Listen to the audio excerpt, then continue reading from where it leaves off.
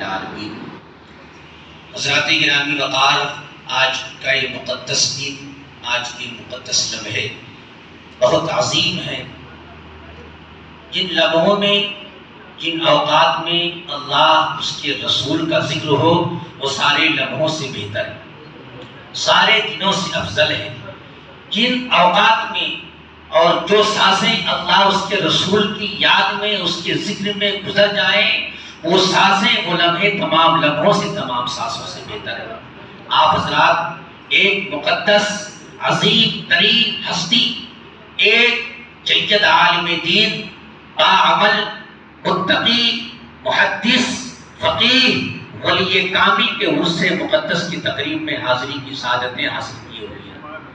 آپ حضرات کا یہاں بیٹھنا، سبحان اللہ کہنا، آپ حضرات کا وقت دینا، سب اللہ اس کے رسول کے رضا کے خاطر اس میں شمار ہوتا ہے۔ اور جو اللہ کے مقدس فرشتے ہیں وہ وہاں موجود ہوتے ہیں، اور تمام حاضرین کے ناموں کو، ان کے کلمات کو، ان کے درود پاک کو، ان کے زبان سے ادا کرتا کلمات سبحان اللہ ماشاء اللہ اللہ تک پہنچا دیا کرتے ہیں۔ حضرات گرامی وقار، آج ایک ایسے عظیم شاہکار کی عرس کی تاریخ ہے جسے دنیا مجدد کے نام سے یاد کرتی ہے، محدث کے نام سے یاد کرتی ہے۔ انشاءاللہ تعالیٰ سرکار اعلیٰ حضرت کی ذات پر کچھ لب کشائی کروں گا۔ آئے ہم سب حضرات مل کر اپنی غلامی کا ثبوت دیں، اپنے اور ساری کائنات کی مرکز عقیدت مصطفیٰ جان رحمت، شہر یار ارم، تاج دار حرم، نو بہار شفاعت، حضور رحمت عالم نور جسم جنابی احمد مصطفیٰ محمد مصطفیٰ صلی اللہ علیہ وسلم کی بارگاہ عالی جاہ و عالی کرم میں غلامانہ عاشقانہ والہانہ انداز میں درود پاک کا نذرانہ باوزنت پیش کر ہم پڑھیں اللہم صلی علی سیدنا مولانا محمد وآلہ وسلم صلو علیہ الصلوۃ والسلام علیہ یا رسول اللہ صلی اللہ علیہ وسلم۔ احمد رضا کا تازہ گلستان ہے آج بھی، احمد رضا کا تازہ گلستان ہے آج بھی، علم کے ان کا درخشاں ہے آج بھی، اور سب ان سے جلنے والوں کے گل ہو گئے چراغ، سب ان سے جلنے والوں کے گل ہو گئے چراغ، احمد رضا کا شمع فروزاں ہے آج بھی۔ حضرات گرامی وقار، محترم سامعین کرام، خلاق کائنات نے قرآن عظیم میں ارشاد فرمایا، یا ایھا الذین آمنوا اتقوا اللہ وکونوا مع الصادقین۔ اے ایمان والو، اللہ رب العزت نے ایمان والوں سے مخاطب فرمایا، اے ایمان والو اللہ سے ڈرو اور سچوں کے ساتھ ہو جاؤ۔ اب اللہ سے ڈرنے کا مفہوم سمجھ میں آتا ہے۔ اگر انسان نماز پڑھتا ہے تو اللہ سے گویا وہ ڈر رہا ہے تو نماز پڑھ رہا ہے۔ اگر ہم روزہ رکھ رہے ہیں تو گویا اس بات کی دلیل ہے کہ ہم اللہ سے ڈر رہے ہیں اور روزہ رکھ رہے ہیں۔ اگر انسان حج کرتا ہے، اس بات کی دلالت ہے کہ اسے اللہ کا خوف ہے، اللہ کا ڈر ہے، اس کے دل کے اندر اللہ کے خوف کا ایک مجسمہ موجود ہے۔ اس وجہ سے اللہ کے ڈر سے وہ نماز بھی پڑھتا ہے، اور وہ روزہ بھی رکھتا ہے، اور وہ حج بھی کرتا ہے، اور وہ زکوٰۃ بھی دیتا ہے۔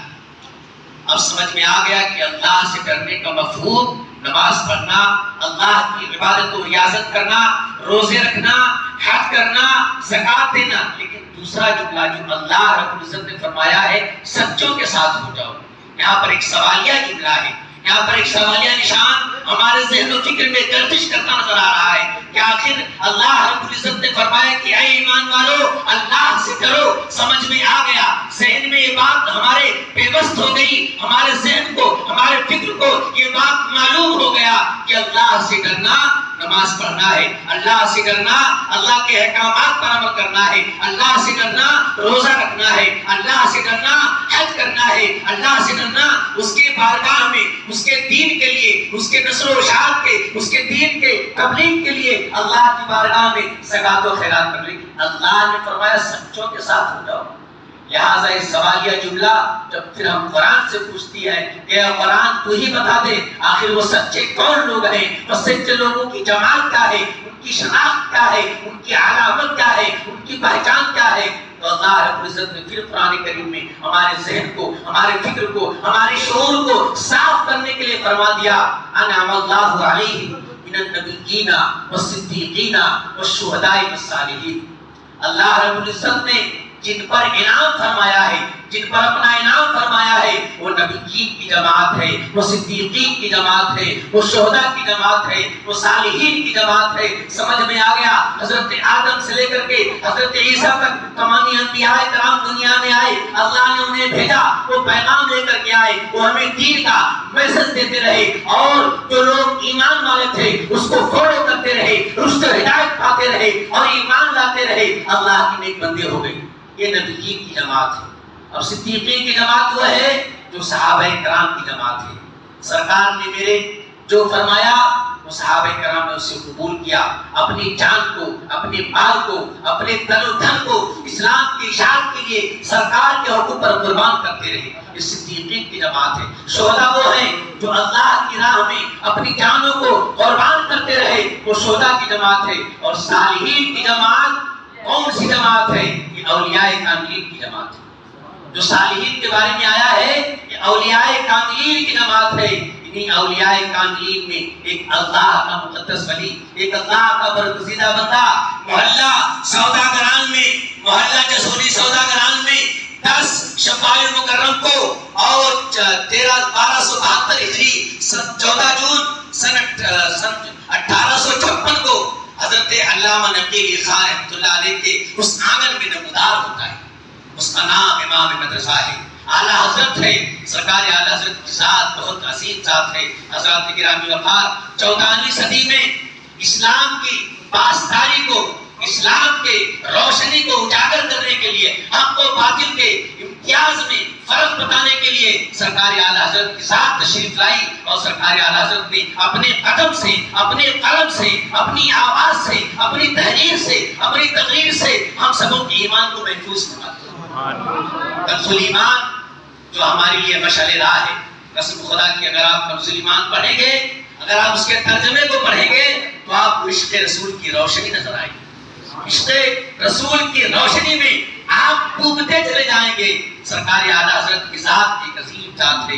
حضرات گرامی وقار 10 شوال مکرم حضرت کی پیدائش ہوتی ہے، اور سرکار اعلیٰ حضرت ایک صرف مولانا کا نام نہیں، ہم سمجھتے ہیں کہ ایک پریشن کے مولانا تھے سرکار اعلیٰ حضرت، اس کی حضرات اعلیٰ حضرت کہتے رہے۔ ایک مولانا کا نام اعلیٰ حضرت نہیں بلکہ سنت رسول کے عشق میں ڈوب جانے والی حیثیت کا نام، شخصیت کا نام اعلیٰ حضرت ہے۔ اور اعلیٰ حضرت کا بچپنا میں آپ کو بتاؤں، ایک 6 سال کی عمر کا بچہ ہمارا اور آپ کا ہوتا ہے، کھڑے کھڑے پیشاب کرتا ہے، گالیاں دیتا ہے، چوریاں کرتا ہے، محلے سے اور سوسائٹی سے کمپلین آتے ہیں۔ ایک 6 سال کا بچہ پریشان کرتا ہے آپ کو، آپ پریشان ہو جاتے ہیں اور بھاگے بھاگے امام صاحب یا مولوی صاحب کے پاس آتے ہیں، بچہ بہت بدماش ہے، امام صاحب اس کی تعویذ بنا دیجئے، امام صاحب اس کے لیے دعا کر دیجئے، امام صاحب اس کے اوپر دم کر دیجئے تاکہ اس کی شیطانی دور ہو جائے۔ 6 سال کا بچہ بہت پریشان کر رہا ہے، کھڑے کھڑے پیشاب کر رہا ہے، چوریاں بھی کر رہا ہے، گالیاں بھی دے رہا ہے، کمپلین سوسائٹی سے اور تمام باتیں اس کے اندر پائی جا رہی ہے۔ سرکار اعلیٰ حضرت کی زندگی، سرکار اعلیٰ حضرت پر تنقید کرنے والوں، ایک ولی کامل کی زندگی دیکھو کہ سرکار اعلیٰ حضرت کی زندگی کیا ہے۔ 6 سال کی عمر شریف ہے، اللہ اکبر کبیرہ۔ اپنے ابا حضور سے فرماتے ہیں، اے میرے والد گرامی، کعبہ شریف تو سمجھ میں آ گیا کہ پچھم کی طرف ہے، جو کعبۃ اللہ ہے، جدھر آپ رخ کر کے نماز پڑھتے ہیں وہ کعبۃ اللہ ہے، اور تھوڑا سا ہاتھ ہٹ کر کے مدینہ شریف ہے جس میں میرے سرکار جلوہ فرمائے، تھوڑا سا ہٹ کر کے مدینہ شریف ہے جس میں میرے سرکار جلوہ فرمائے ہیں۔ یہ بتاؤ کہ ہمارے بڑے پیر صاحب کا مزار کدھر ہے؟ ہمارے بڑے پیر صاحب کا مزار کدھر ہے؟ بغداد محلہ کدھر ہے؟ ان کے والد گرامی نے کہا، چھوٹی سی عمر ہے بیٹا، اس کو کیا سمجھار ہے، اسے تمہیں کیا مطلب ہے، بغداد شریف کے رخ کو کیوں پوچھ رہے ہو؟ سرکار اعلیٰ حضرت کے اسرار پر جب ان کے والد گرامی نے ہاتھ سے اشارہ کر کے بغداد شریف کا رخ بتایا، قسم خدا کی 6 سال کی عمر سے سرکار اعلیٰ حضرت نے کبھی بغداد شریف کی طرف پیر پھیلا کے نہیں بیٹھی، پیر پھیلا کے آپ نہیں بیٹھی۔ یہ سرکار اعلیٰ حضرت کا اتقا، پرہیزگاری، سرکار اعلیٰ حضرت کی جو ہے کا طریقہ، ان کی تہذیب، ان کی مؤدبانہ زندگی، سرکار اعلیٰ حضرت کے ماننے والوں، سرکار اعلیٰ حضرت نے بہت بڑا احسان کیا ہے، سنیوں پر بہت بڑا احسان کیا ہے۔ سرکار اعلیٰ حضرت نے جو ہمیں تحفہ دیا ہے، جو ہمیں اپنے قلم سے اپنے قدم سے جو سرکار اعلیٰ حضرت نے میسج دیا ہے وہ ہمارے ایمان کی جان ہے، وہ ہمارے ایمان کی شان ہے۔ حضرات گرامی وقار، یہی سرکار اعلیٰ حضرت عظیم البرکت ہیں۔ اپنے اکابر کی تاریخوں کو فراموش نہ کرو۔ اگر آپ نے اپنی اکابر کی تاریخوں کو فراموش کر دیا تو جو آنے والی نسلیں ہیں، جو موبائل اور سوشل میڈیا اور تمام دنیاوی لہولاب میں الجھی ہوئی ہیں، یہ اپنے ذہن سے اکابر کی تاریخوں کو نکال دیں گے۔ لہٰذا اپنے بچوں کو سرکار اعلیٰ حضرت کا نام بتاؤ، ان کے کارنامے کو بتاؤ، ان کی سوانح زندگی بتاؤ، ان کے قدم کو، ان کے قلم کو، ان کی زندگی کے تمام روشنیاں ان کو سکھاؤ، تاکہ سرکار اعلیٰ حضرت کی زندگی کو پڑھتے رہیں گے تو کبھی ایمان سے بھٹکیں گے نہیں، کبھی گمراہ نہیں ہوں گے، کبھی ایمان کا جائے گا نہیں، کبھی بدعقیدوں سے ملوث نہیں ہوں گے، کبھی اپنے ایمان کا سودا نہیں کریں گے، کبھی اپنے ضمیر کا سودا نہیں کریں گے۔ سرکار اعلیٰ حضرت کی ذات ہے اللہ کبیرہ۔ آج لوگ بولتے ہیں سرکار اعلیٰ حضرت ایک مولانا تھے، ایک مفتی تھے، وہی سرکار اعلیٰ حضرت کی ذات ہے کہ آپ حج کرنے کے لیے تشریف لے جاتے ہیں۔ مجھے بتانے کا مقصد یہ ہے کہ ان کی ذات کے اندر کتنی بڑی، کتنا بھاری بھرکم ان کا معاملہ اور ان کا مقام اور ان کا مرتبہ ہے۔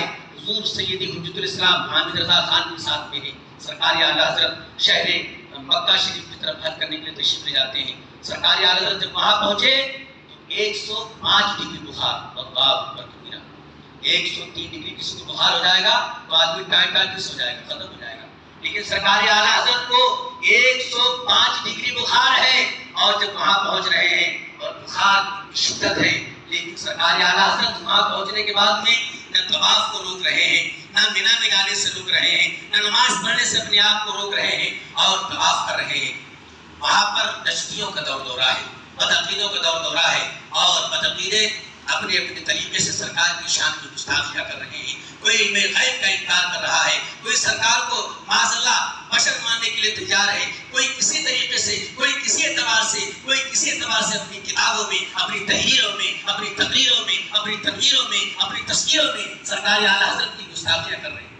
وہاں پر ایک سوال بہت گردش کر رہا تھا کہ سرکار مدینہ صلی اللہ علیہ وسلم کو علم غیب ہے ہی نہیں۔ یہ جھوٹی کہانی سنیوں نے کر لی ہے، سرکار مدینہ صلی اللہ علیہ وسلم کو علم غیب ہے ہی نہیں۔ علم غیب پر بڑی آوازیں اٹھ رہی تھی اور بہت بڑے پروپیگنڈا ہو رہے تھے۔ سرکار اعلیٰ حضرت جب وہاں پہنچے تو وہاں کے جو علماء حرمین تھے، جو مجدد، محقق، معتبر اور جو ہے قابل اعتماد علماء دین تھے وہاں کے، ان لوگوں کے روبرو ان کی بارگاہ میں نجدیوں نے ایک سوال لے کر کے بھیجا کہ علم غیب پر آپ حضرات کو دلیل دینا ہے، کہ اگر سرکار کو علم غیب ہے تو اس کی کیا دلیل ہے، اس کی کیا روشنی ہے، قرآن کیا کہتا ہے، حدیث کیا کہتی ہے، صحابہ کرام کیا کہتے ہیں، علماء جیدین، علماء محدثین کیا کہتے ہیں۔ جب ان لوگوں نے سوالیہ جملہ ڈالا تو وہاں کے جو علماء حضرات تھے، جو محقق علماء تھے، محدث علماء تھے، مفسر علماء تھے، ایک دوسرے پر یہ بوجھ ڈالنے لگے، تم لکھ دو، تم بتا دو، تم کر دو، تم جواب دے دو، تم دلیل، مطلب تم میں سب لوگ پریشان۔ کسی نے کہا کہ ہندوستان سے ایک عالم دین آئے ہوئے ہیں جن کا نام احمد رضا ہے، ان کا بڑا شہرہ ہے، ان کا بڑی ان کی جو ہے تعریف و توصیف ہے، لہٰذا ان سے ملاقات کر لیا جائے اور ان سے اس بات کو رکھا جائے، شاید یہ معاملہ حل ہو جائے۔ ایک دوسرے پر تھوپنے سے بہتر یہی ہے کہ ان سے ملاقات کر کے اور ان کی بارگاہ میں عریضہ پیش کیا جائے۔ سرکار اعلیٰ حضرت بیماری کی حالت میں ہیں اور بخار کی شدت میں ہیں۔ کچھ لوگ جب ان کی بارگاہ میں پہنچے اور کہا کہ یہاں کے جو ہے علماء نے، یہاں کے نجدیوں نے، یہاں کے بدعقیدوں نے یہ سوالیہ جملہ ڈالا ہے کہ اگر سرکار کو علم غیب ہے تو اس پر دلیل پیش کرو، اس پر ثبوت پیش کرو، قرآن کی روشنی میں، احادیث کی روشنی میں، صحابہ کی روشنی میں اس پر دلیل پیش کرو۔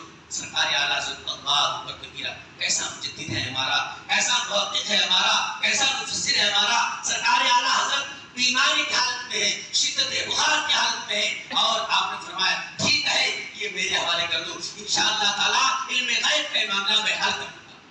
علم غیب کا معاملہ اگر میرے سرکار نے چاہا، میرے آقاؤں کا کرم ہوا تو علم غیب کا معاملہ احمد رضا حل کر کے جائے گا۔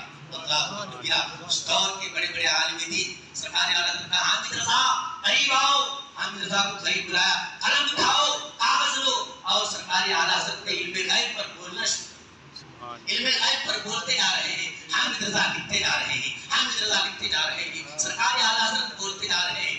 بولنا اور لکھنا بہت فرق ہے، اگر اگر لکھنے والا خود سمجھ کے لکھے تو جلدی ہو جائے گا، لیکن بولتا رہے اور پھر لکھنے والا. انہوں نے چیلنج کیا تھا کہ 36 گھنٹے کے اندر اگر سرکار پہ علم غیب پر اگر کوئی دلیل تم لوگوں نے نہیں دیا تو پوری دنیا میں تشہیر کر دیا جائے گا کہ سرکار کو علم غیب نہیں ہے. یہ جھوٹے ہیں، یہ سب جھوٹے معاملات ہیں. ان لوگوں نے 36 گھنٹے کا چیلنج کیا تھا.